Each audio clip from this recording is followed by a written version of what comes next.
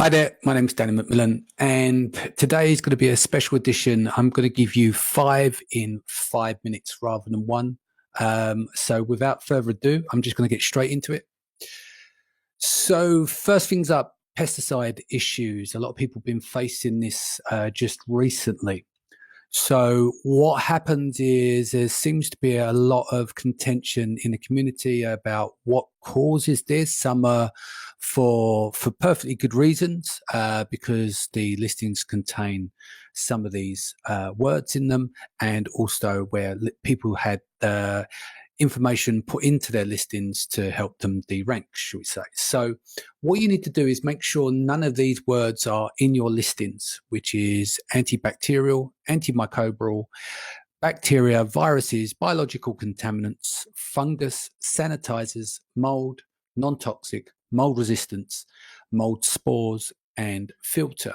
So what you would do is, if you don't have it already, you will request a listings report from seller support, and then they'll give you access to that in your reports. You download that, then you'll check and scan, make sure none of these words are in there, to make sure it's clean.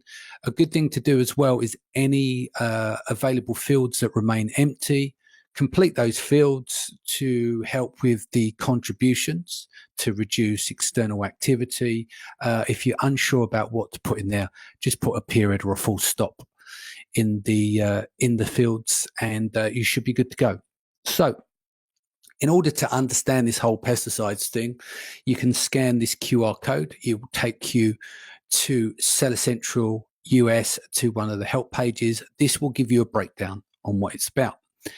Now, here comes the caveat. A lot of people don't realize this, and it's normally the long distance it takes to get to this stage, is you want to do the training, right? So if this comes up, we had a situation with one of our clients in the UK. They sell in the US, but they went through UK seller support who was unaware of the training, etc. So if you scan that QR code, you'll be able to go instantly to the training. Training takes about 15 minutes to complete, and you can get yourself back up and running. Dmca Takedown. Now, I'm not a lawyer. We've done a show on this on Seller Sessions. We had a lawyer come in. Here's a couple of email addresses. So the key aspect to take away from this, listen to the show, 10 minutes long. That will give you the full details from a legal perspective. But ultimately, what it comes down to in a nutshell is that Amazon are not allowed to ignore DMCA takedown requests. They have to respond to these by law. So make of it what you will, but it gives you opportunity to reach out to Amazon when you're dealing with such issues. EU image hack. Now, this is going to be more relevant to people that are joining the Pan-EU program recently. Why do I say that? Amazon has a big drive to get people into Pan-EU. Now, you'll be allocated an account manager. We also know that Amazon's account managers tend to disappear into the bricks after a while. So this is all about timing.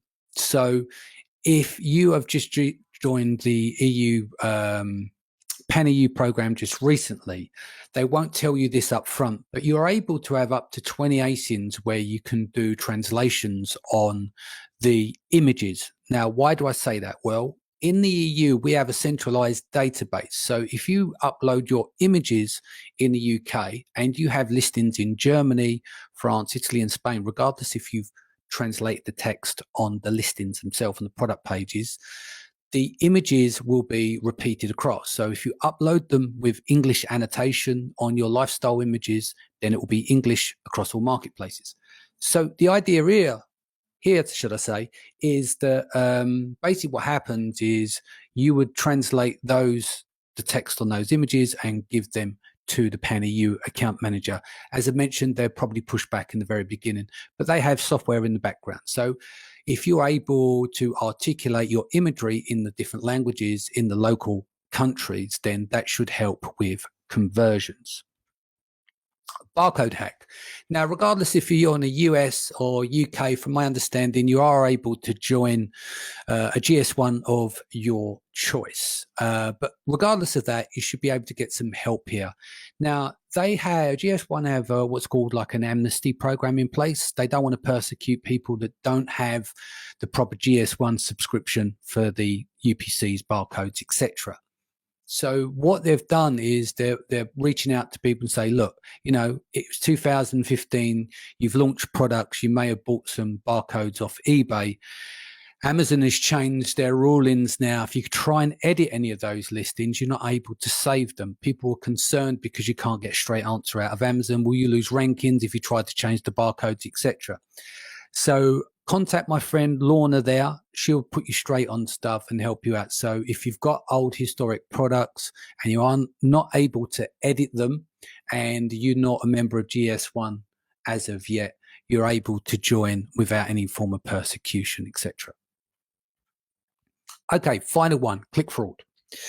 So this is a client account that we've got here. We managed to get, or they managed to get 9,000 back in fraudulent clicks. We put together the data and handed it to them so they were able to speak with seller support and get this resolved. So this screen grab here is from a statistical program called R. You don't have to be that geeky. You can do what you need to do here by taking screen grabs out of Seller Central themselves directly in the campaign manager for different parts of the data. So what this displays here is, you can see here you've got the clicks, and then across the bottom gives you the dates.